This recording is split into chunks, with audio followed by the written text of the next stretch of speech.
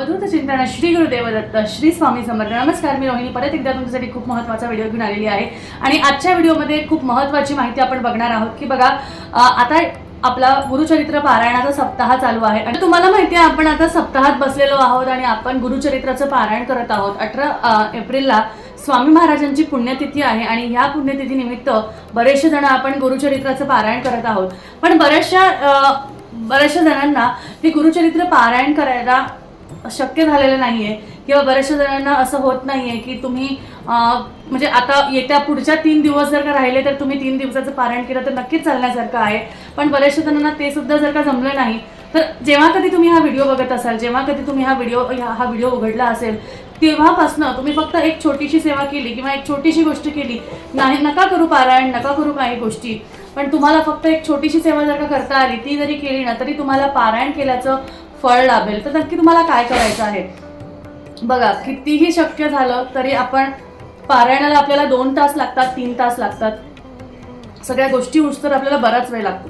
पण जर का तुम्हाला कोणतीच गोष्ट जमत नसेल, कोणत्याच गोष्टी होत नसतील तर तुम्हाला काय करायचं आहे, तुम्हाला फक्त आणि फक्त स्वामींचा नामजप करायचा आहे. हो, फक्त आणि फक्त स्वामींच्या नामस्मरणाची गोष्ट जर का तुम्ही केली, फक्त स्वामींचं नामस्मरण जर का तुम्ही केलं, जे आपण 11 माळी जप करतो, जे आपण तारक मंत्राचा जप करतो, तर त्यापेक्षा तुम्ही फक्त आणि फक्त श्री स्वामी समर्थ ह्याच मंत्राचा, स्वामींच्या ह्या बीज मंत्राचा जप जरी केला, दिवसातनं 1000 वेळा जरी केला, 1000 वेळा म्हणजे 11 माळी झाल्या, तर असं काही नाही की तुम्हाला एकाच ठिकाणी बसून करायचं आहे.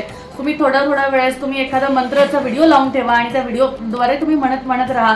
कशाही पद्धतीने, येता जाता, स्वयंपाक करताना, खाताना, पिताना, कशाही वेळेस तुम्ही फक्त आणि फक्त श्री स्वामी समर्थ महाराजांचा फक्त हा बीज मंत्र, हा षडाक्षरी मंत्र, ह्या मंत्राचा जरी जप केला तरी सुद्धा पारायण केल्याचे अनुभव तुम्हाला येतील. तुम्हाला तुमच्या आयुष्यातले जे प्रॉब्लेम्स तुम्हाला दिसत असतील ते प्रॉब्लेम सॉल्व्ह होताना दिसतील.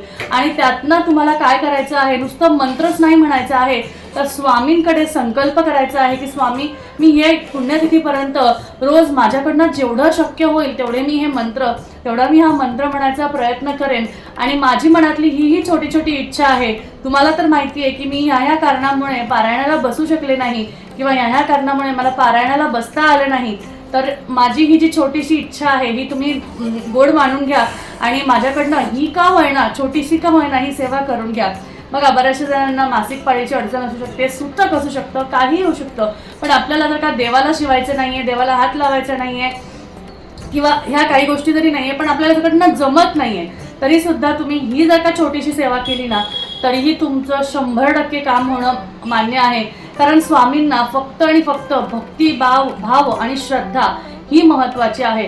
तुम्ही किती पाठ वाचतायत, तुम्ही किती अध्याय वाचतायत ते महत्वाचं नसून तुम्ही किती श्रद्धे, भक्ती, भावनेने तुमचा वेळ स्वामी भक्तीत घालवताय हे महत्वाचं आहे. कारण बरेचसे जण पारायण करतात पण ते फक्त करण्यासाठी करतात, म्हणजे फक्त ते पारायण पूर्ण होण्यासाठी करतात की अरे मी चालू केलंय आणि आता कधी संपतंय असं होतंय, अशा पद्धतीने करतात, तर त्या पारायणाचा एकूण काहीही एक उपयोग नाहीये.